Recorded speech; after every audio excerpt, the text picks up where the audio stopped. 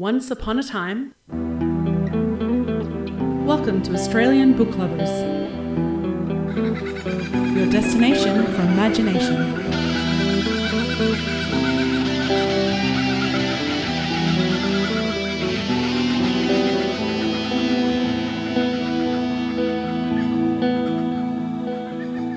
Australian Book Lovers acknowledges First Nations peoples and recognises their continuous connection to country, community and to culture. We pay our respects to elders past, present and emerging, and honour the sharing of traditional stories passed down through generations. We're committed to a safe and inclusive welcome for authors and readers of all cultures and backgrounds, including people of LGBTQIA+ communities and their families. A big warm welcome to everyone and a huge thank you for joining us for the Australian Book Lovers podcast. Our mission is to bring fabulous Australian and Indigenous literature that spans a whole range of genres to book lovers around the globe, as well as fantastic resources and information for passionate authors looking to write their next bestseller. And very excitedly, today we are doing I almost say panel, but I guess writer's room. We're doing a big writer's room on science fiction, which happens to be my favourite genre. I am Laurie Bell, science fiction and fantasy author, Friday fictioneer, reader, and your co-host today for the Australian Book Lovers, coming to you from Wurundjeri Woiwurrung country. Veronica. Yes, and also super excited about our sci-fi / speculative fiction panel. More on that later. Episode 121. Yes, science fiction, fantasy, memoir, picture book writer, coming to you from the fabulous and cold Wurundjeri Woiwurrung country down here in southeast Victoria. Now, we have gone national today with our absolutely fantastic panel, sneaking up the east coast to New South Wales, where we are going to say hello, first of all, to the lovely EJ Dawson. So good evening, EJ. How are you and whose country are you on this evening? Thank you for having me again. I really love being here. I'm currently calling from the Yuin Monero Nation's traditional landowners. Very glad to be back on the show. Excellent. And our other very special panelist, yes. Our panelist, Pauline Yates. Welcome. Hello, how are you? And you're coming to us from a little bit further up the East Coast, aren't you? I'm coming to you from the very warm and muggy at the moment Queensland. And I'd also like to acknowledge and pay my respects to the Kabi people, the tradition custodians and their elders past, present and emerging. Fantastic. And currently we are all on the same time zone, which is a little bit of a miracle because we know that we like to mess things up about on the East Coast.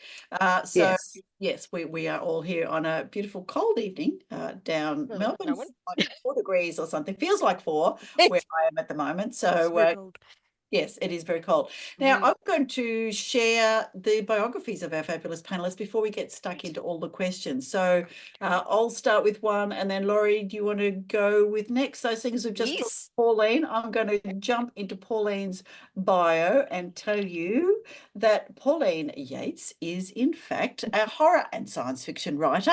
She surprised herself by winning an AHWA short story contest, having worked selected for translation in Italy and being mentioned in Ellen Datlow's recommendations for horror long list. So she knuckled down and fulfilled her dream of becoming a novelist. Wonder has that got anything to do with her book Dream Job? But anyway, that's a question for later. She is the creative force behind her multi-award-winning sci-fi novel Memories Don't Lie, which I love.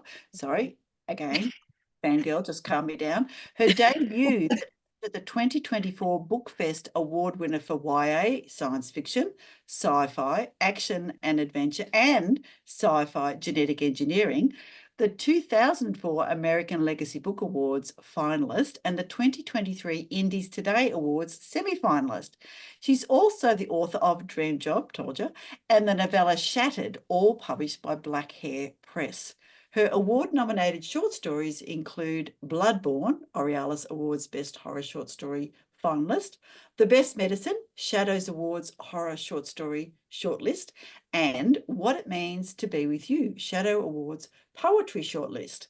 Her short fiction and poetry appear in numerous online magazines, anthologies, and podcasts, including Black Hair Press, Metamorphosis, Aurealis, Pseudopod, IFWG Publishing, Tales to Terrify, plus others. And The Best Medicine was translated for the Mondi Incantati series produced by Riflessi di Lunari, ILL, in Italy. That wasn't a very good Italian accent, my apologies. It is the creator of Rumours Uncut, a digital interactive thriller produced by Story City, and darkens the pages of many anthologies with her vast collection of microfiction. Her home is on a mountain range in the southeast Queensland hinterland, where she lives with her family and adopted rescue pets. A magnet for local wildlife, she loves the birds, the wallabies, and the bandicoots, not so much the snakes. So there you go. Pretty impressive bio, Pauline. Well done. Very. I'd like to Thank bow you. out at this point in time. I'm with you, EJ. We'll just slip to the side. No. Go on. It's all good. It's all good. It is all good because you've been working on your writing for some time. I know you've been on some judging panels also for awards as well. And you sort of, I love that you started some poetry just because that was something that you hadn't done before. Oh, wow. Oh, I That's love the impressive. poetry. Yeah, Oh, that poetry, really wow. grabbed me. Yeah. Wow. I helped to judge the Australian Shadows Awards poetry one year. That was the year that Lee Murray won with Shanna sang. I'm not going to say it because I can't remember it completely, but it was from the Tortured Willows, Bent, Bowed and Broken anthology, which is just my Bible for poetry. That was my inspiration, and I had written a couple of poems for Black Hair Press as well, and reading also through all the poetry, this dark poetry. I just never considered it before. I'd never considered actually writing poetry. You know what I mean? I can turn a line, I can make a rhyme and whatever, but I'd never considered actually writing poetry to get it published. So every year, and in April, the Horror Writers Association, of which I'm a member, they put a call out for their poetry showcase. And I thought, well, I'm a member, why not? I'll have a go. And I got one accepted last year, and that's the one that's actually on the it's up for a Shadows Award this year, which should be announced in October, I think. So I'm keeping all fingers and toes and bodily parts crossed for that one.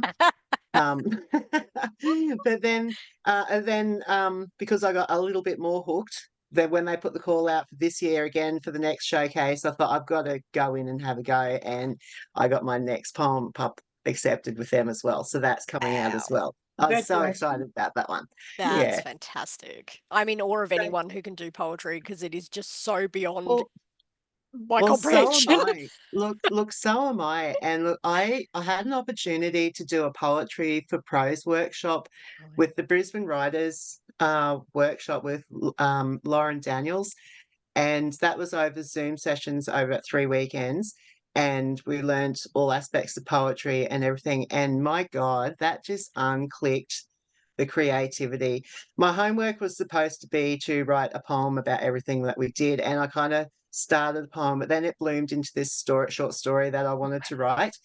And it was like, I'd really been struggling at that point to kind of string 2 words together. And oh man, I highly recommend those workshops. She was so good. I really think poetry absolutely opens doors that are otherwise closed to us as writers. Like, you always think about lyrical prose and it still doesn't fill that kind of vacuum that you have to put an idea or thought down. So I all my poems are sappy and kind of sad, and I don't publish them anywhere, but Echo of the Evercry, which Veronica will be more familiar with, was actually inspired by a poem that came up in my head as I was walking home in the rain. And so I feel like poetry really it does fill this certain void that writing doesn't, like writing novels or even lyrical prose doesn't fill. Well, I don't consider myself a very descriptive person. I do struggle with that. Okay.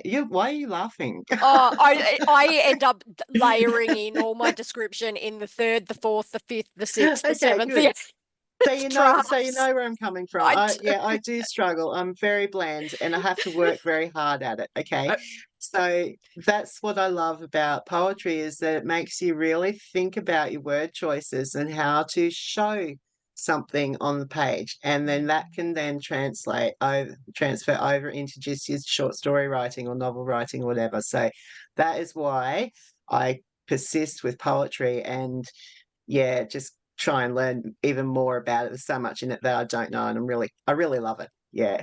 I like that as a writing exercise. Like if you're struggling with your novel, if you've got writer's block, like write a poem about your idea. I really Yeah. like that as a concept. That seems really unusual. I really like that. Like that's a really enjoyable thought to be able to think, like challenge yourself to that, particularly if you're finding yourself in a bit of a slump with a project. Yeah, and Hey, because it's easy to fall into slumps and you need something to kick you out of it. And that was how that really helped me, that workshop that I did, and just diving into the poetry side of things. Yeah, it was great. well, Veronica, we're going to have to do a poetry writers workshop at I some think point because I so. think we'd all benefit from that one. But before we go too far, let me jump in and she's in. Yes. Go yes, ahead. I'll jump in and tell us all a bit about EJ and talk about fangirling. I'm fangirling with both of you here because I this is know, the first it's- time I've met you both, and I'm just so excited. I just want to listen to you talk. No, So, Oh, we can talk. We can talk underwater. yeah, that was a bad combination, but anyway, go. yep. Okay. So, EJ, beginning a writing journey with an epic. Now, I love this. Beginning a writing journey with an epic 21 book series. EJ started her author career in 2014 and has taken on the ups and downs of self-publishing with her fantasy series The Last Prophecy since 2016. At the start of 2019, she put the series on the back burner to write Behind the Veil in 25 days, which is extraordinary. Love that book. Oh, and signed a publishing contract for the Gothic noir novel to independent publisher Literary Wonderlust. I will get that word out. She resumed self-publishing a sci-fi series, Queen of Spades, released across 2020 and 2021, as well as signing another contract with Literary Wonderlust for NA Fantasy Echo of the Evercry, which I also loved. Believing in more than one path to a career in publishing, EJ pursues self-publishing alongside querying traditional publishers with multiple manuscripts. And her books that may pop up in our little chat today is, of course, Queen of Spades, Awakening, Darkening, and Reckoning. And I am enjoying all of them. Which we love, the absolutely feisty female protagonist who romps her way through a fantastic space opera. And what an opening. What an opening of that first one. Love it. I'm planning to revisit the series because it was originally part of another series. So obviously you have and there's underlining themes and there's a few spoilers here, but I really love the idea of there being an end of world in the future far from now because climate change is such a thing. So that was part of the enjoyment of writing it, and part of the villain's story actually is what's currently happening to humanity and how awful it is, and a few other things like that. But I'm actually going to be picking that series up again along with the other self-published series because that has actually been in the works behind the scenes for the last 2 years while I complete a postgraduate creative writing course at Deakin, and and Veronica got me onto this, the Australian Writers Centre Write Your Novel program for another female-driven sapphic fantasy. That I'm currently involved with the program, and I'm finishing up the end of this year. It's one of my end of year projects. So, but I'm looking to get back into the Queen of Spades series with some other characters and finalize that because, of course, there's more than one Queen of Spades in a deck of cards. So you can probably see a few more novels coming out of me in the next few years on that bunt. But yeah, I'm really looking forward to the idea of getting into writing more sci-fi projects in future, particularly after I've done all this coursework and understand more about writing novels. Excellent. Now, I also expect Pauline to give us the sequel for Memories Don't Lie, but let's lead. We obviously want as many details as possible. In fact, if you've got a copy, that'd be great. Let's jump into some questions because we've got these fabulous heads here. And I was mentioning before we began, I went down a bit of a rabbit hole, being a little bit older than all of you, let's be honest. The early sci-fi that I read was really, it wasn't in the 40s when sci-fi sort of started, because the 1947 Robert Heinlein referred to a speculative science fiction story as one that uses the tools of science fiction to create a new framework for human action. And I mean, his essay on the writing of speculative fiction was dreadful and sexist and so horrible, but some great things to say. So my early sci-fi was Heinlein, it was E. Doc Smith, it was H.G. Asimov, Wells. H.G. Wells, all of those American, generally white writers who really was kind of like Westerns and horse opera, but space opera. So it was kind of gadgets and a little bit of relationships, except some of them then started to get a bit more into that. So speculative fiction has now changed, though. It's evolved and it's been called a mega genre. So there's a whole lot of Venn diagrams where, you know, what comes first, the science or the science fiction, and is that part of the super genre or the mega genre or what? But EJ, I believe you might have an answer for where do science fiction and speculative fiction fit together, or how do they fit together? To my mind, it's an evolving and changing beast. It's not normal. And that's a lot to do with the writing and how so many platforms are changing the way we're thinking about writing and we're thinking about novels. Like these days, you can't walk into a bookstore without seeing a sign saying recommended on Book Talk. And I don't recommend a lot of those books, to be perfectly honest, but because they're trending on Book Talk and they're selling like hotcakes, they get recommended. And I think that feels that people can make leaps and bounds that they weren't making before. So when you look at some of the like original science fiction, what you're talking about is Margaret Shelley's Frankenstein, right? Core, hardcore. And I love running back to that one because it was written by a woman, and it was a woman who was not going to take anything from anyone, right? And so I love going back to that when we think about science fiction, because we do think about science fiction as being traditionally by men, white men in financially secure positions who often had quite dark and sinister stories, like H.P. Lovecraft was an absolute racist, all those kinds of things.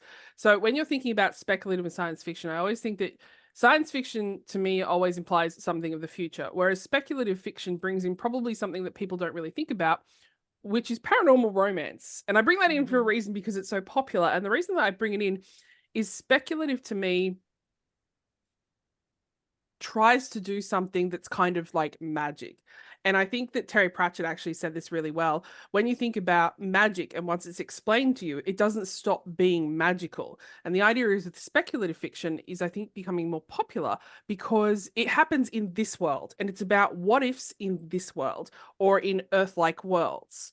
And while you might take the story out of this world, it will have an easy, relatable world building system that we don't have to make that next imaginative leap. Whereas science fiction is absolutely about a what if in a far-flung future, but also out of this world, requires a lot more world building and things like that. And so I feel like speculative fiction can make it much more relatable and much more accessible, whereas science fiction, particularly when you think about hard science fiction, you know, and I'm thinking about things like it's the difference between that sort of grounded Earth or Earth-like fiction and, you know, S.A. Corey's The Expanse series and some of those. I personally really love Gareth Powell, who writes quite a lot of really good science fiction, but he makes very character relatable stories. And you often, I don't know, like it's one of those things I find that's quite funny. He writes great female voices. He really does. If you want to read a really great science fiction by a man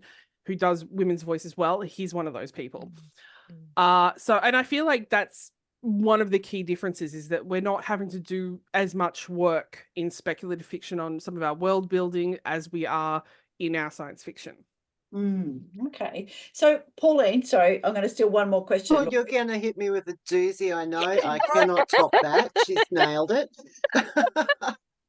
Pauline, let's go into your subgenres then, because what I've read is that a lot of horror can be speculative fiction, but some of it not. So there's an intersection where, and I read somewhere where if it's just stabby and it's in our world, well, then it's just horror. But if there's a speculative element to it, then it kind of fits in. So what are your thoughts about where horror and speculative fiction fit together? Oh, well, you know, horror is a subgenre of speculative fiction. You know, I mean, as you say, speculative fiction covers just about everything. And perhaps it's gotten so big now is because of the vast amount of writers out there, and everyone's writing something different, and it just has simply bloomed into that. And speculative fiction is the umbrella term, but everything, so many things fall into that. Mhm. Yeah. So what do you sorry, Laurie. Oh, no, I was just going to say, I often think you can't separate science fiction from horror. I think there's always an element of horror that sort of that dash of horror that slips into science fiction. I don't know if it's because a lot of science fiction is used as a warning, as a if this happens, then this might happen, and we don't want to go down that path, or whatever the situation might be. Or you have your horror monsters, or your alien horror, alien monsters coming out and attacking the crews and all of that sort of thing. I think there is always a little bit, at least I'm finding it's slipping more and more into my sci-fi, that I've got that little dash of horror coming through. Horror in a little dash of horror in science fiction. You are gonna love my new novella. Would that be Shannon that I've just put up on the website yes. today? Excellent. I'm not giving any spoilers away No from that, but I spoilers. do call it my sci-fi horror novella. Far more reserved than I am. I'm terrible at spoilers. All right, let me give you a quote from the fabulous Eugen Bacon, who is all things, science fiction. So the quote is, "Speculative fiction is a playground of limitless possibilities, no matter how somber the theme. I invite anyone interested in this genre to find affection in deviance." So, Pauline, your fabulous protagonist in Memories Don't Lie is kind of a deviant. She's been genetically modified. So yeah. tell us a little bit about what kind of you loved about making her not on in the normal box. Yeah. Okay, yeah. Well, look, if I look at my novel Memories Don't Lie, it's science fiction. But I've included a lot of speculative elements in that, which is kind of not science fiction. So it does fall under that umbrella, speculative fiction, but it is very science fiction. It's science based. There's a lot of everything in it is science based. What was that question again? How that's the deviance. So find affection in deviance. Why is it that we love people who step outside the boundaries of what we consider normal? Look, I think with any story, people want to escape. Okay, but they want to escape with someone that they can relate to. So even though my main character was very different to everybody else, she was very relatable. And hey, you're her number one fan. So you can go on a journey with her, however rough and tumble it is, and be whisked away to another world, and to another place, another time, but feel safe because you can connect. And I think that's what all writers try to achieve when they're developing their characters, that they're engaging and people can relate to them, because otherwise you don't have a book that's fun to read. Would you think? Yeah, absolutely. I think we love flawed people. Laurie, I've absolutely been hogging the questions. Go ahead. Oh, see, now we get to the difficult bit. How do I limit my questions? So we've discussed where sort of science fiction has come from in a little bit in regard to the umbrella under speculative fiction. But what do you think the future of science fiction is, EJ? I've actually been thinking, listening to all these really great answers and conversations, that it was reminding me actually of romance, because this is the thing about the romance genre and the way it's evolving and changing. And this is very off topic, but very apt to the conversation, the way we think about horror and science fiction and all of the umbrella genres, is that romance is traditionally acknowledged as a novel where two parties get together despite the conflict at the end of the story.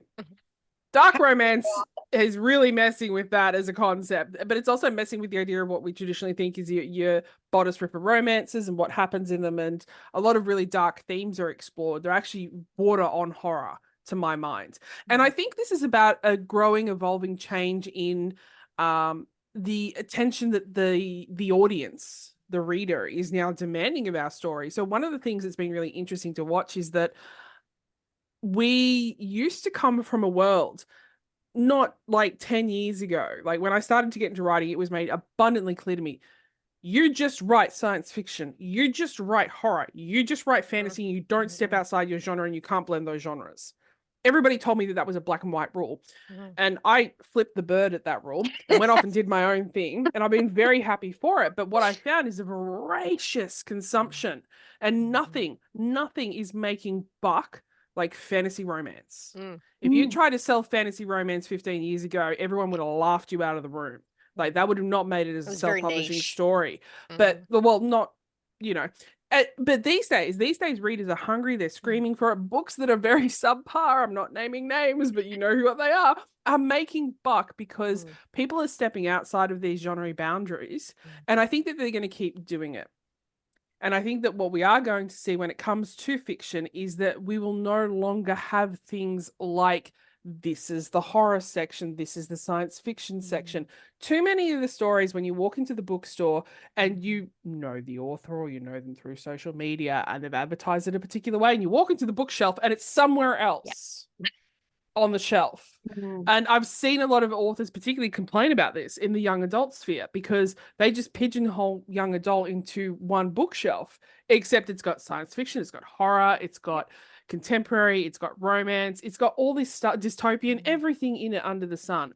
And I feel like this is where we're going to find these broader terms need to have their own overarching sections and then breakdowns within them, because people are really like stories, like you were saying before, with the idea of and I'm not going to try and re-say the quote, but the idea of deviance.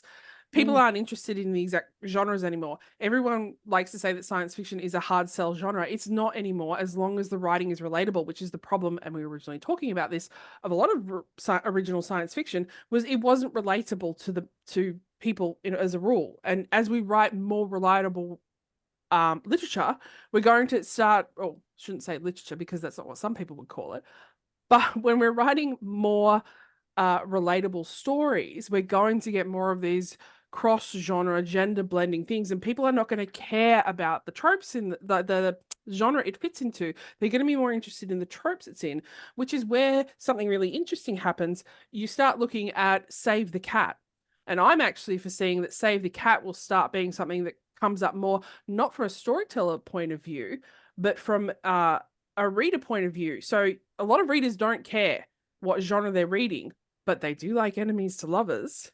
They do like men fighting a war alone.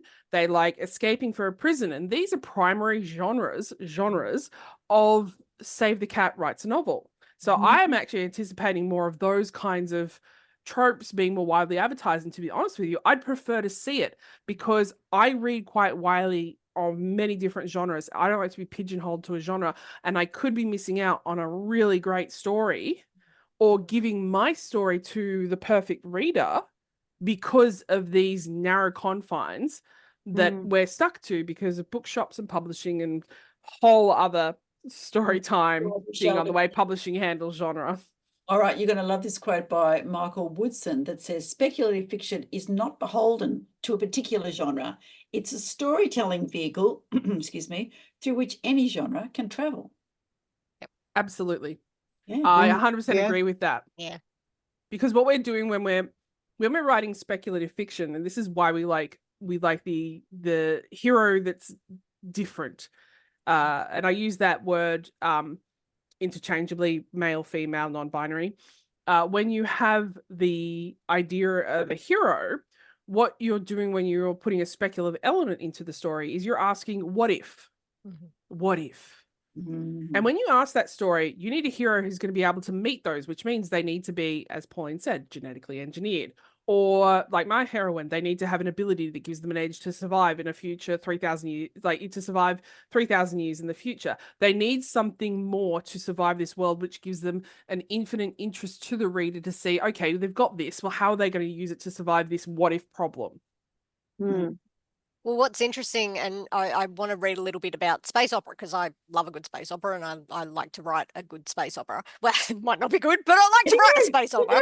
You write great space operas. I love a good space opera. Page-turning. Absolutely. But what is really interesting there is what you've said, EJ. I mean, superheroes now, it's that genre is seen as the yeah, it's a catch-all. It's only the kids watch that, rah rah rah rah.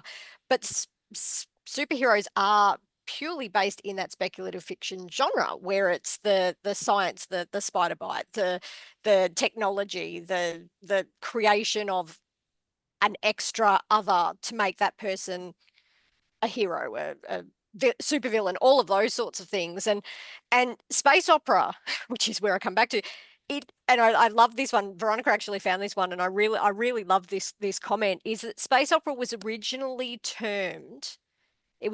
devised as an insult.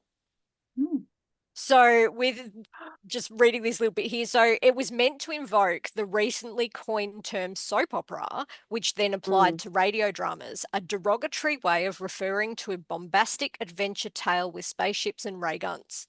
That's my kind of story right there. I was just about to say, where are the people who are making this an insult? Because nowadays they are wrong. Yeah, they are wrong. And that's exactly it. So you've got that the term was created as an insult, but that is a whole genre that has just evolved and created this beast that it is now today. And same with your superhero genre, which is developing into that beast of tomorrow, so to speak. So it's really interesting, but I love the way that they describe that with. Since then, the definition of space opera has been renewed and expanded, gone through eras of disdain and revival, and is the umbrella term that covers a large portion of science fiction available to the public. So it's really interesting that and science fiction definitely, and space opera in particular, has these amazing ups and downs. So Pauline, with Memories Don't Lie, so you've got the genetic engineering in there. There's a little bit of the military background, but also just what does it mean to be human and what does it mean to be genetically engineered, which falls into that. It gets into that that soap opera level where it's exaggerated science, but what does that actually mean? So when you wrote that, what were you thinking? Oh, look, first thing I'm going to say about science fiction is it's not always about spaceships. Sometimes I get a little bit annoyed because it's actually, and I shouldn't get annoyed because it's just common that when you mention science fiction, your first thought goes to spaceships. But science fiction is so much broader than that. For example, with my Memories Don't Lie, it's here on Earth in just near future, real time, real science. And I'm not the only book out there like that. There's plenty of other books out there that also dabble on Earth, climate stuff and everything, even fantastical creatures on Earth. Now, what's one? Deb Sheldon, her Creatious Canyon, with dinosaurs in a valley in the middle of Australia. I mean, that's classed as science fiction, so not a spaceship in sight. It's not that I don't love spaceships, but science fiction is so much broader than that. So now I've lost the question, what we were going to say. But ask me again. Well, actually, that takes me down a slightly deviated path to my question, because, of course, Frankenstein was written industrial age. We're worried about what science is doing to us. Well, isn't that considered the first science fiction? Absolutely. And so that is a grounding. That's your science fiction, the very first science fiction. There. No, exactly. But it was all about manipulation of the body and science and evil scientists and people manipulating things they didn't think you should be, which definitely fits in with Memories Don't Lie. Oh yeah, absolutely. Yeah. What should we be playing with? What should be manipulated and what shouldn't we be touching? Yeah, which is they're just areas that I love a conspiracy. I especially love a military conspiracy, but just the general world domination, conspiracy, and changing, man trying to be God or mankind trying, or humans trying to be God, I Sci-fi. should say, not just not, sorry to the men out there, it's not just men, it's women, everyone. Humans in general trying to be God and changing what we've been given now to make it, through their eyes, a better version of us. Yeah, the things that can go wrong. So I like to explore, so I do. So I guess my science fiction is very fact-based. I do a lot of research in the areas, as compared to, for example, space opera, when you're jumping into a spaceship, completely new galaxy, completely fantastical planets and civilizations where anything goes. You can just go for your life there. Yeah, I can see a real difference there, I think. Yeah. Yeah, definitely. And it's funny because thinking of science fiction as a warning, which is what I've always seen science fiction as, that writers were doing the what if this happens, this could go badly. But you do have your Frankensteins and your War of the Worlds and your Dorian Grays from the industrial age. Now, well, probably in the 90s was the speculation on AI. We've kind of passed that in science fiction writing because we were writing about that 10 years ago. I'm wondering where the next warning is that is beyond AI, that's beyond robotics, I'm sure whatever it might someone be. will come up with something. Someone will I'm sure prophesize they it in will. a novel. Yeah. But this is the beauty of being a writer and being a creative, is that you can take basic science, what we're known as, and step out of that and go beyond and say, okay, where can this go? What if we did this? What if we spliced this atom, and where would it lead us?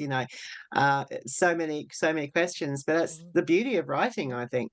And it doesn't surprise me. Actually, I'll just jump back to the we were talking about EJ was talking about romance in a lot of her characters, and then the horror elements. I think because they all fall under that umbrella, but there's an expectation. I think this is where tropes comes in. When a reader, I wrote something down today about that, and I just simply said tropes become tropes because readers embrace them. They're familiar with it. If they read a story and they've got, it's a certain way and they like that, then they'll find another book like that. Or if they see another book advertised like that, that I'm going to like that book. So I think if used with those tropes, if whatever you choose, it can help with reader engagement, but then you also run the risk of them comparing it to other work. So you've got to do it better and more different, put a spin on it somewhere for that to work.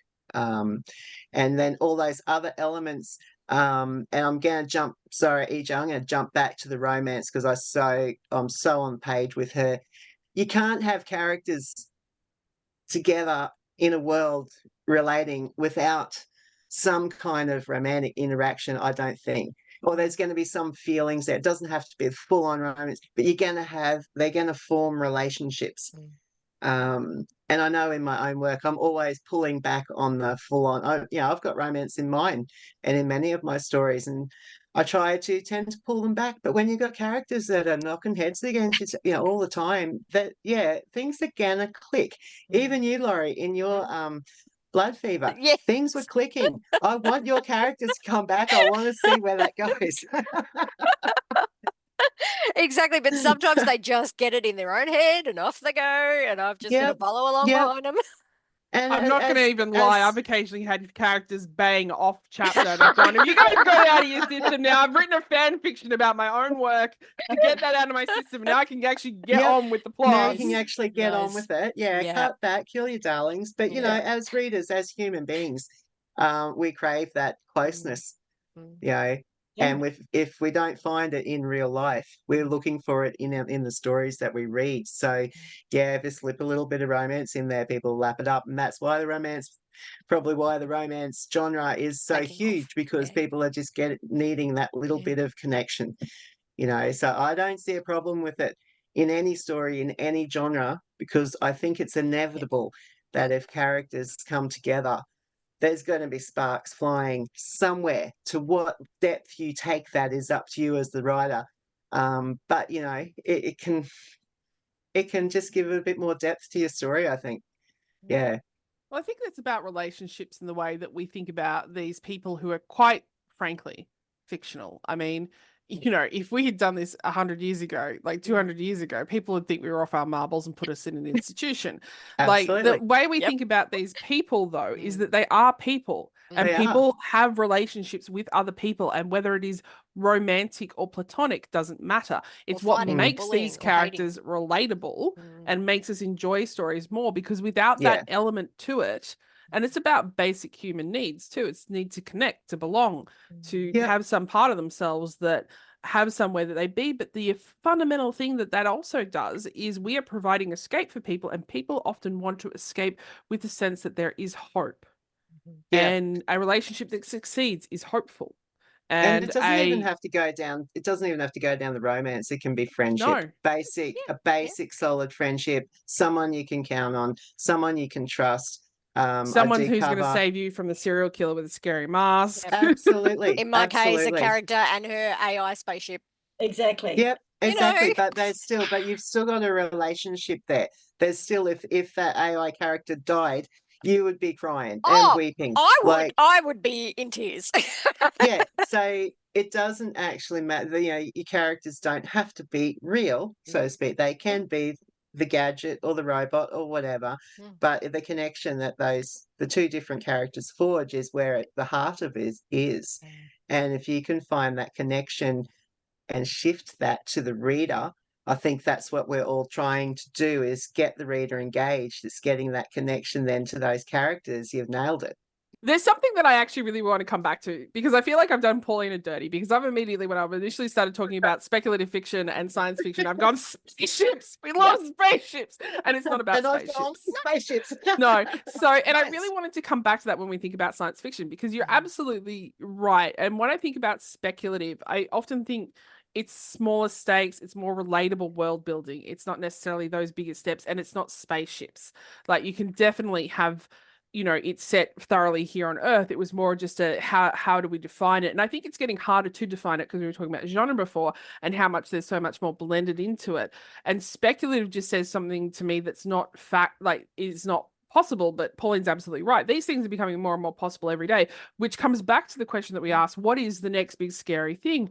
And I think the thing about that is that, like, for example, zombies, the idea of zombies, that's 100% science fiction that's been turned into horror. Like, I hate it. Because people don't want to become the zombie, even as they work their 9 to 5 in a suburbia. Like, and the thing about that is that it's into it itself is setting up this idea that of fighting against a norm, fighting against the society that we find ourselves, with stories about hope and escape and doing that. And so I think that you're absolutely right. I just find it really funny how, when you think about science fiction being such a maltreated genre in places like Hollywood, how the hell did Jurassic Park get off the ground? Because you're absolutely right. That's a great story right there. But when you think about it, it's science fiction in that same kind of category. And I think it's really interesting when you think about this, the speculative to science fiction. And I think it's about the steps and how far you're taking that what if maybe as a thought, because this has been such a great conversation to really tackle those subjects and kind of break them down, but also think about how we're applying them to our own writing and our own stories, not just that we're writing, but that we're reading as well. I'm going to challenge you to think a little bit about, coming from a health background. For me, the genetic re-engineering, the fact that we've mapped the human genome. I'm just reading, Ribofunk by Paul de Filippo. So if you want a really, really weird story about a future where everybody is modified and there's a whole lot of stuff happening, then that's the story for you. It kind of reminds me of what's that Quentin Tarantino one with that ends up being with John Travolta in it? What's that weird movie with? What a few. Pulp Fiction? Pulp Fiction is the one with John Travolta. I was just about to say.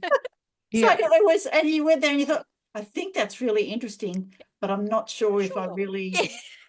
Anyway, that's what these stories are like. So I believe that there's going to be a fair bit of AI and genetic re-engineering and modifications, and the post-human evolution, I think, will start to happen, because it is actually happening in real life. And that's the kind of what comes first, the science or the science fiction. Well, the science is a little bit ahead of the science fiction, I think, in these ways, although some of those old stories.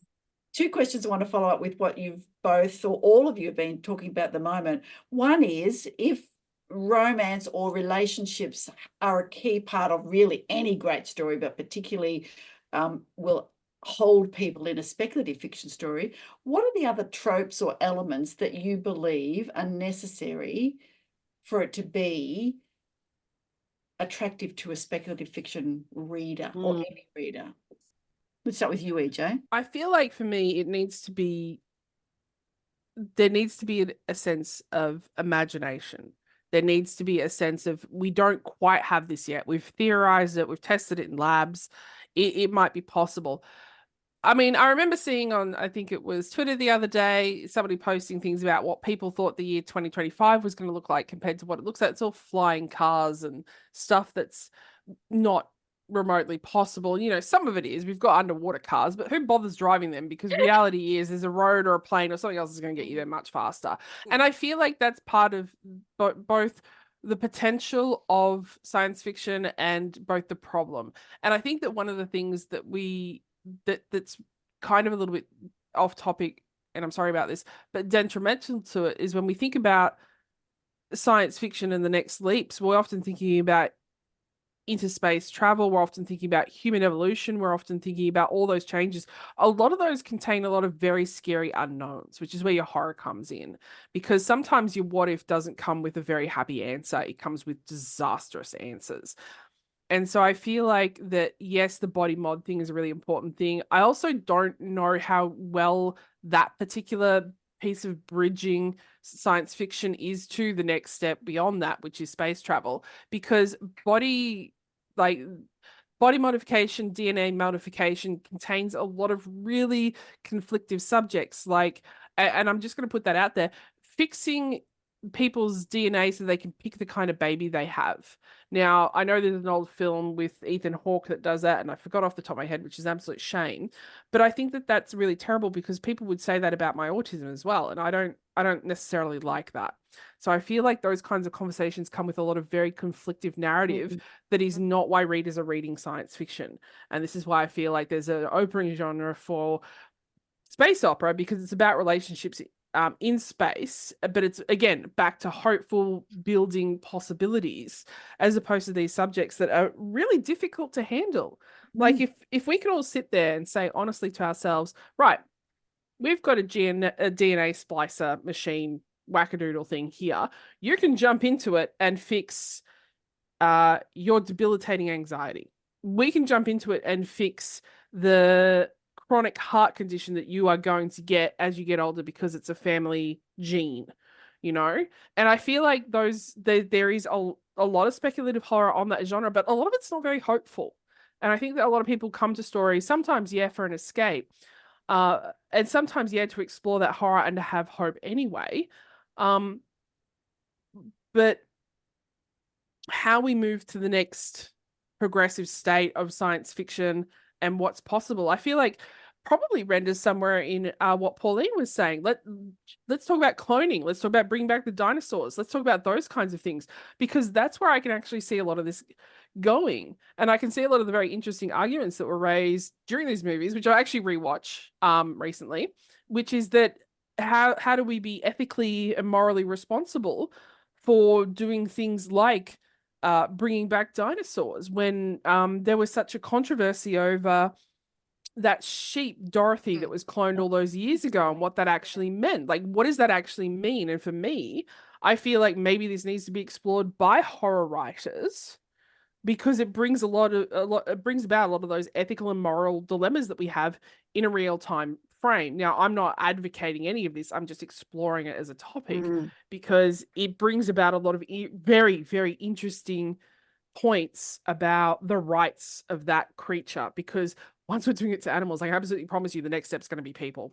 Absolutely. Have you read Just Before Thursday Next series? So whilst he writes a speculative fiction that is slightly comedic, in his Thursday Next books, she's a literary detective and jumps into books and fixes things like, rescues Heathcliff from his job as a starlet where he comes at, anyway, does all sorts of things. Anyway, they bring back the dodo. And you can get a gene splicer, which is what reminded me, take it home and you can do whatever dodo you like. However, then they bring back Neanderthals. And then there is, because they need someone to be the working class, because everybody's kind of got there. So then, even though it's a kind of funny, he deals with some of these really serious things. So the Neanderthals actually go on strike, or they protest and then have to be recognized as human, because up until then they've been these subhuman. So the kind of, what does it mean to be human? Yeah, I think it's really challenging. I think that's also a very dangerous line of thought, because the trouble was with Neanderthals was because their brain capacity was bigger than ours, and we have no idea why there's been some speculation, but the fact is that I've done a degree in history. I absolutely tell you, anything that anybody says about history is speculation. It's actually just historical fiction, because at this point in time, every single person out there is guessing. They have half a puzzle. They don't have the whole puzzle. Every single person who works in history is a speculative writer. They don't know. They weren't there. They didn't experience it. And so I think, to that end, sitting there and saying bring back the Neanderthals is very dangerous, because we don't know what happened to them. And again, horror and science fiction, go to bed and do all the nasty, All right, Pauline, let's go to you. So far we've got relationships and we've got imagination. What do you think is another element that's absolutely critical to a speculative fiction story? Oh gosh, I do think there needs to be a little bit of believability there, so that it's relatable, because readers aren't silly. They they know when something's just not going to work. So I think world building in that is really important, that you set things up, particularly if it's all make believe and it's all fantasy and whatever. You still need to set that world, set the rules so that it is believable. So if you are creating a world, create a very believable world. That's something I struggle with all the time. So, so I say that for myself. Certainly, I always remember something that I was told about 10 years ago at a publishing panel or workshop or something that I went to. And they said that what's hot today is already out of date. Okay, so when you're looking at all the bestsellers on all the book sites at the moment, and I'm just going to go vampires for the moment, okay, because that's popped straight into my head. All the vampire stories, and everyone's jumping on the bandwagon, and they're all selling like hotcakes. And so every writer out there is going, right, that's selling really well, so I'm going to go write a vampire story. And then they sit back over the next year and they can't sell it. That's because that vampire story that's number one now, that's already done, and we need to be moving on from that. So I think a big prediction when you are writing a story is, because it does take some time to pull out a story. All of us all know that it takes at least a year, or some cases, in my case, more. So you do need to be out, and it's not even if you do write the story this year or in the 6 months, there's still the publishing, the editing, the process it goes. It can be 1 or 2 years before it actually hits the market. Even more, maybe, if you're going through a traditional publisher. Not so much with indie authors who can have that process move a lot quicker. But if you go traditional, you could be waiting years for your book to come out. Is it still going to be a viable thing then, or a popular thing, or is it done and dusted back here? So I'm sure when traditional publishers read your queries, they'll also, they would know this. They would know that, okay, we're going to buy your book today, your manuscript, but it's going to be 4 years before it actually hits the shelf. What's happening here on the shelf now? Like, what do readers want now, and what are they going to want then? That's what they've got to predict up to there, and you've got to predict that as well. So now that's gone completely off topic, and no, but I liked it. I liked it, because that exact rule is don't write to market. And here's the positive spin I want to put on that, because I've fallen victim to this. this is where we start to walk into dangerous territory that I can fall into and hurt my knees. So this is where we start talking about writing to market. And I think that's the trouble with writing to market is when you're writing to market, the market has already passed that. The trouble is that the market will come back. So when you are inspired by these stories, and this is for the actual listeners, if you're inspired by these stories and you find you do have a good idea, and then you're like, oh, I'm writing to market, that doesn't change what inspired the story. And maybe that means that you can shift the genre of the story to make it something slightly different. Like I was working on a vampire story 2-3 years ago, so before it was trending, and I did change it, and unfortunately that story did fail in the query trenches, and I think for other reasons. But when you put a different spin on those story ideas, or you revisit them and write them as a more mature writer before it's a trending book on TikTok, is why it's important. Because this is the beautiful thing about stories. They don't die. Just because you write a novel doesn't mean the novel doesn't exist, even if it only exists in your own head.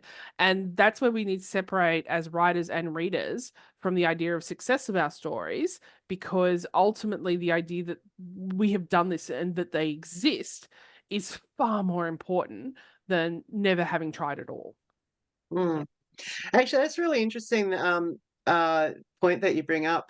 One thing I've learned, because I do author spotlights on my blog, I've been doing that this year. And one thing that I have learned from interviewing authors is many of them who have now published a book, those books took them 10 years to write. So they would have had that idea for that story 10 years ago. And it's taken them 10 years to get to, the point of publication. It hasn't changed. So if they were looking at the market, like you said about the market coming back around, it possibly did happen in their case, in that 10 years ago they wrote it, it was a hot thing, but they didn't quite get it right, but they've stuck with it and it's come out later, and that's the right time for it. So it is. I forgot to share the blurbs of your book, so Laurie, how about we do one each? All right.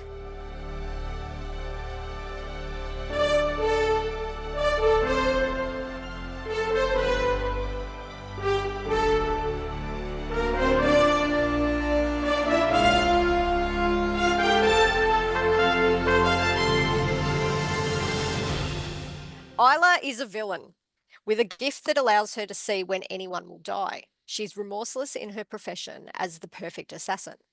When she wakes up in a cryo tank 3,000 years in the future and no idea how she came to be there, all that matters is survival. Rescued by Leith and the crew of Nuria? Rescued by the crew and rescued by the crew of the Nuria.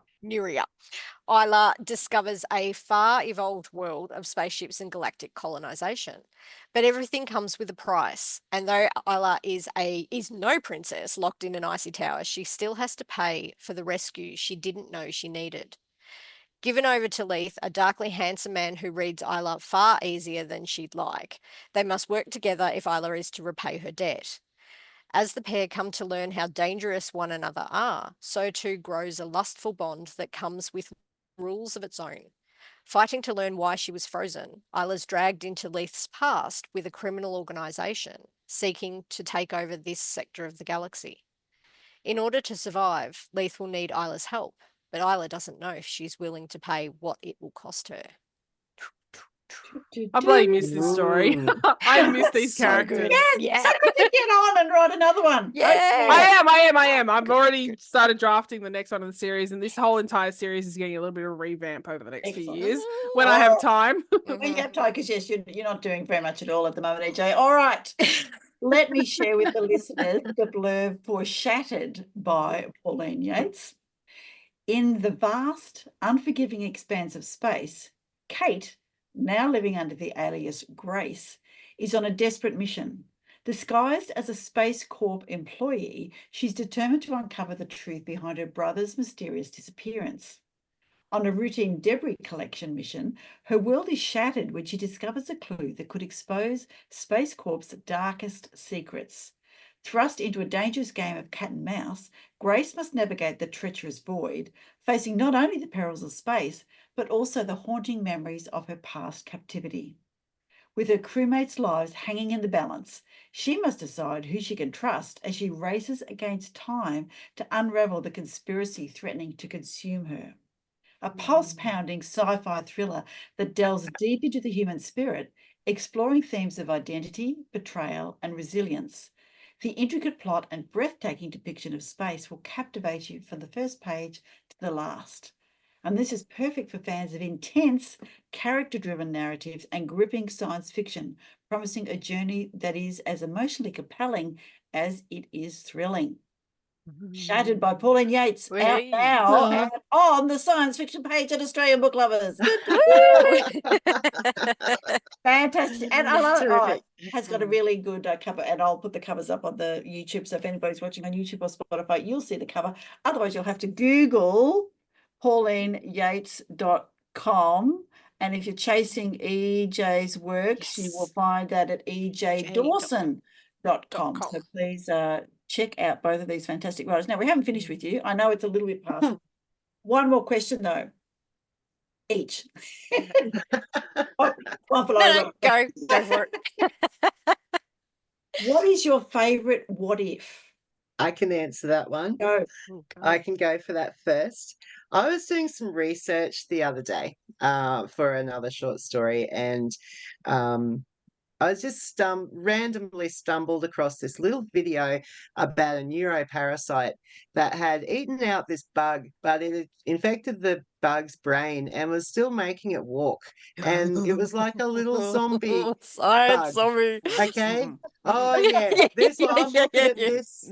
I'm looking at this going, oh, this is right up my alley.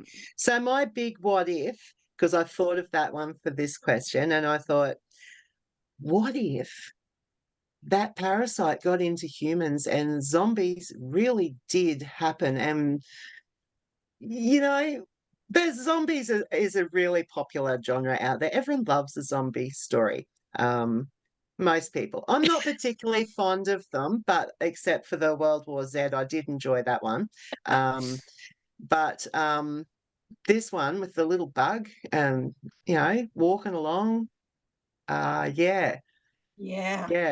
Yeah, that's a nice what if. What about you, EJ?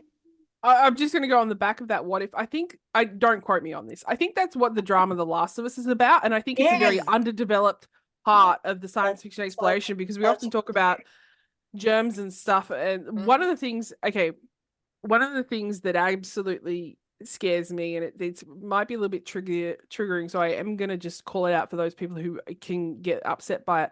I'm talking about the pandemic, because I don't like to write not hurtful stories, but if we're talking about what ifs, I'm seeing a growing trend in antibiotics failing us. Now, people have to remember antibiotics were made from moldy bread to fight the diseases of the times. The ideas that we're going to have to, and this is where the hope part comes in too, I guess, the ideas of finding other ways to fight cancer, to fight infection, to fight bacteria, and whether or not they'll be available to us on an economic level, because that is a growing problem. I mean, if you look at the American healthcare system and what happened during COVID, I mean, even in other countries like China, like just the things that they were doing in the pandemic.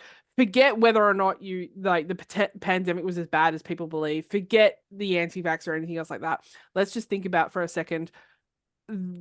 These feel like the dawn of times for a new era of horror around how we think about infection, how we think about how defenseless our bodies are to some of the evolution of microbiology, microplastics in our body, and whether or not they're the cause of cancer. I think there's a lot of potential to discover that. I'm not going to write that though, because I find that way too scary and not helpful. I'm going to, sorry, Pauline, I'm going to jump on my spaceship and have my King Lear retelling in space with space whales. Okay, I'm going to go out there and hot, sexy space love. Yep. Yeah, sure. that too. I'm not gonna even lie on that one. They'll be on the page. Yeah. Oh, the microplastics are a real problem. They we've got people researching the creeks in our region, and they're really high. And this is something. How can plastics get in a creek? We're at the base of a mountain. Like what? I got bad news on that front. I can absolutely tell you how that happens. Okay. Yeah. They're microplastics. We don't fully understand the true depths of how we're spreading microplastics across the planet. I like to think that nanotechnology is going to be our saving grace there, but that's if we don't kill the planet and ourselves first. Yeah, well, there we go. We've got huge, big what ifs there. Yeah, So- but what if? Absolutely. Laurie, wind us up with a great question each. Oh, well, the one I really had kind of gets a little bit deep, so I don't know Okay. if we really want to go there. Go there, Laurie. Sure, let's give it a go. We can always cut this out if need be. We'll make Pauline will agree to make it like 100 words or less or something. We've got to be Absolutely. succinct. Oh, Gotta this give will it be a really minute hard. to answer, This though. will be hard for you. Okay, so with the fall in the belief of science, in the rise of conspiracy theories, are we looking at a new dark age with where we're moving from a sort of scientific point of view, where people are ignoring science, they're fighting science, they're refusing to trust in science, and then you've got book burnings, and you've got the lack of and loss of intelligence across the board with the fighting against education, particularly in the US, and not getting people sort of not letting people study what they want and what they need to develop as people, and so loss of art and all of those bits and pieces. So all of that, if we're looking at it as a big macrocosm, so to speak, is that where science fiction is potentially, or just in general life is going?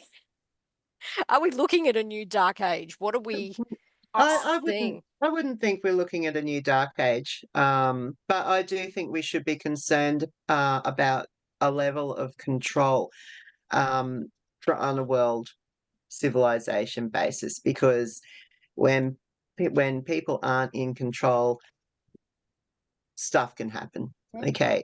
There needs to, and to have society needs some kind of order, okay, in place. But you can follow this all the way down to the Hunger Games. Here we have the capital that has everyone under control, but they do use really brutal tactics to keep the control, because if they lose control, it all falls apart. I think I would like to see more trust given to people to have an opinion on stuff and on what's best for themselves. I think that a lot of that choice is being taken away from the individual person, in that I know what works for me as a person, and what works for my body and what doesn't. And when I have someone come and say, well, you have to do this because it's for the betterment of everyone, but I'm like, but it's going to affect me, and I can take steps to not affect anyone else. I don't think we're given that choice. And then a lot of things come down to fear mongering, and because fear mongering is what's used to get that control, and I don't particularly like that either. And I now don't know where this is going, actually. So, The dark age. You were saying there's more dark hope age. in dark age. No, I don't. No, I don't think we're heading to a dark age, but I do think we should be careful how much the bigger systems take control of everything. Yeah, how much control there is. Yeah. I have a slightly different opinion on this. Not to I guess not so much different as side by side, but in a different capacity. I think we are. And I'm going to try to be very careful about how I actually say this. Terry Pratchett once said it was not a very good idea that human species had evolved the internet. And that was because for as much as information that would give about things, it would give as much misinformation. So anytime and you've heard the byword when you're in school, you don't get your references off Wikipedia. But these days, people don't use Wikipedia, but they do use a lot of people who are calling themselves professionals and saying they know anything, and these professionals turn out to be hocus pocus. And I think that that's happening a lot with when you think about a lot of not so much fictional opinions, although that to an extent, but political, medical, a lot of different opinions. I mean, some of the stuff that I've seen coming out on TikTok recently is the amount of anger by women because we have never done the proper studies on women's bodies. And I personally feel this. Get me started. I know. I feel like I'm going to really razzle up the crowd here. There's Veronica's science fiction Words, right Veronica, now. let me have them. Because I feel the same way about autism. Like every single Yes. test that they've been doing is based on men, and I nearly break down and cry every time I hear questions that are directed towards female autism, because I'm like, why didn't I know? Why wasn't I diagnosed early? Why? So going back to my comment, I feel like there is the possibility of doing that. However, where I think that this is coming to is people are starting to now doubt what they're reading on the internet. They're wanting to see substantiation. They're wanting to see that proof, which is what makes me think that, yes, to an extent, I feel like there is a dark age about misinformation, not so much knowledge, but misinformation, or information or hard data misconstrued to suit an opinion's individual standpoint for a variety of reasons: political, economic, social, whatever, what have you. People are becoming more opinionated because they have a greater platform to have these opinions, as opposed to something I was reading the other day.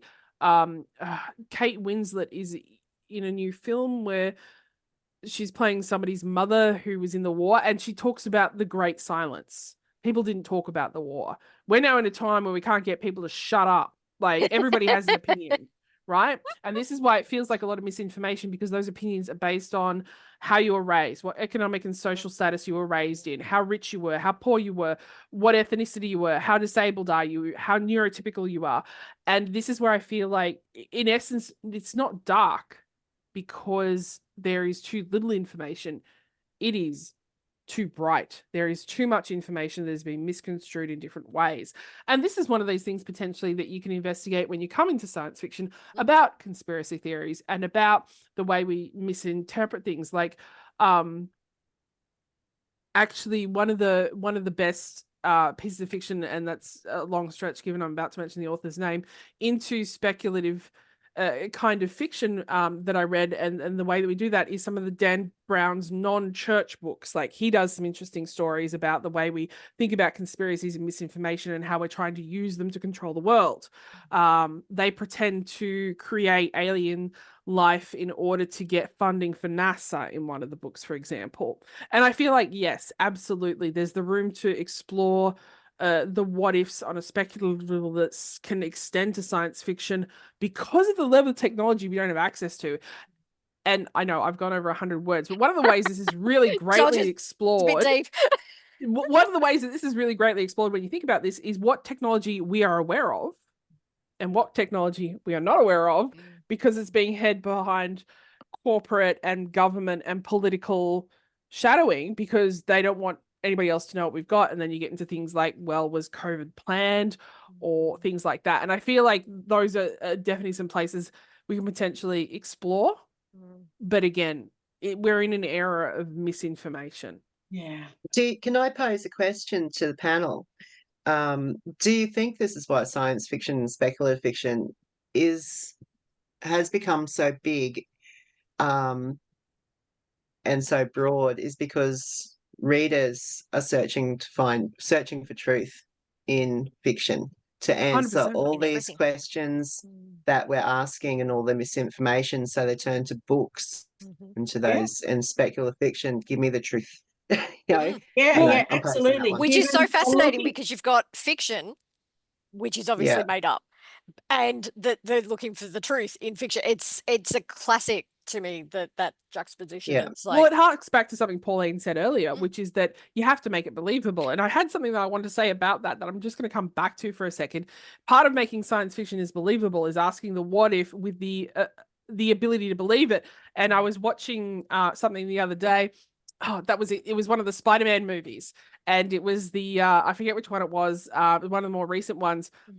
And Nick Fury is watching Jake Gyllenhaal, and he's using all of Tony Stark's computers to create this fake monster, and he's trying to come up with reasons why the monster's becoming more powerful, and he's struggling to overcome it. And he goes, oh my gosh, it must be draining energy from the Earth's core, because he's struggling to keep the story going in the movie. And Nick Fury, I'm about to use foul language, so feel free to bleep me. Nick Fury goes, I call bullshit. And I think that's a really interesting point to make when we talk about technology and believability. And we talk about this idea of what we think of technology, and that readers coming to us for more information. But that in science fiction, we have to make this more believable. In fantasy, you do have to have rules around magic, but it's just like, magic there, solved it. It's like with steampunk, which is also science fiction. How do airships fly? Aether. They do. Use aether. Yeah, I think though those things are set up very well at the start, and you just, as a reader, you would just accept, okay, we've got a flying spaceship and magic is real, and you accept that because it's been written well enough that you can accept it. Does that make sense? Yeah. No, you've already got that foundation of world building you haven't had to do because it's already been done by previous authors. Yeah. Is that would that be where the tropes come into play, do you think? Where someone has set something else up in a previous book and then your next author comes along, you've done a similar thing, and the reader automatically goes, okay, I know what to expect. Yeah. I know, so they're comfortable. Hence, in a lot of space opera, you've got spaceships, and we just believe that, of course they've got spaceships. Of course they do. Yep, sure. Yeah. Yep, we all know. And we're in a annoyed. far off galaxy, and that is totally fine. We don't even care how we got there. No, I do. I'm sorry. I do, because I spent months coming up with my how do the engines work, because my autistic attention derivative brain said that I had to come up with something that wasn't a hyperdrive because I was bloody sick of hyperdrives.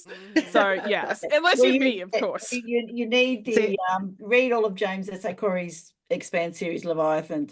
Yes, they go to great detail on how the technology works, which made it into the movies. Now, I just got to share 3 books with you.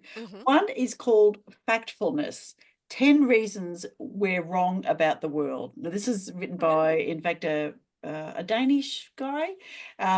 It's really interesting because, and you mentioned the internet, and Terry Pratchett said it kind of gets us into a mess. It does, as does the media, because the media will tell us that things like, world hunger are getting worse, and that, famines and all these kind of things. But when you look at the real data that places like the World Health Organization put out, in fact, the quality of lives is getting better. And they talk about, we're not allowed to talk about third world countries anymore. We need to talk about 4 levels. And this book goes on to really give you the exact data that we are getting better. Life is getting better. And yes, there are still pockets of terrible poverty in some areas of the world. But as a general rule, across most nations, we're way ahead of where we were 10, 15, 20 years ago. So that was one book. And there's a little quiz that you do, and I made all my family do it, and they all thought that, women were not getting as much education, and, poverty was increasing and all this kind of thing, but we're all wrong. The second one's, EJ, that you will love to read, The Authority Gap and Invisible Women. So write those ones down. So The Authority Gap is where we still don't believe women, even though they are as good and sometimes better in education and politics and leadership and all those kind of things. And it's got all the data, which is fantastic. Invisible Women is that reference man, bless their little cotton socks. Everything's designed for them. The 25 to 35-year-old, everything is designed for them. So it wasn't until 2022 that a crash test dummy female was set up, 2022, and actually went through the motions of surviving crashes, which is why women are far more likely to get injured in cars, because the testing is all done on males 25 to 35 and their physique. So so that was my little soapbox. But it's really interesting when you start to unpack some of this stuff and go, okay, I'm not just going to believe what's on there. I'm going to look at some of the details on the data and really get underneath it.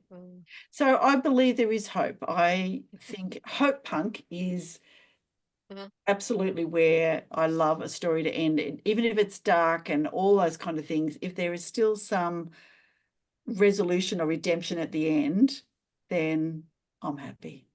Well, I think that's where we're seeing it's a shift that I've seen really interestingly, not in all platforms, but in a couple of really niche platforms. And part of that is speculative book talk, because what's coming across is what I like to, what is referred to as cottage core and cozy core. And it's about generally low stakes books with lots of good feelings. But the other beautiful thing that actually does is it has a lot of representation, because that's one of the things that has felt very fake over the last 5 years is the greater and wider talk in publishing by big publishing houses to have more diversity, to have more representation. And then they offer writers very token contracts with subpar packages while they're giving their white male, white female, mainstream audiences all of this money and whatnot for another book of pretty much the same kind, and they're not actually diversifying. And so this is why I like to see things, and there's hope punk, but there's solar punk as well.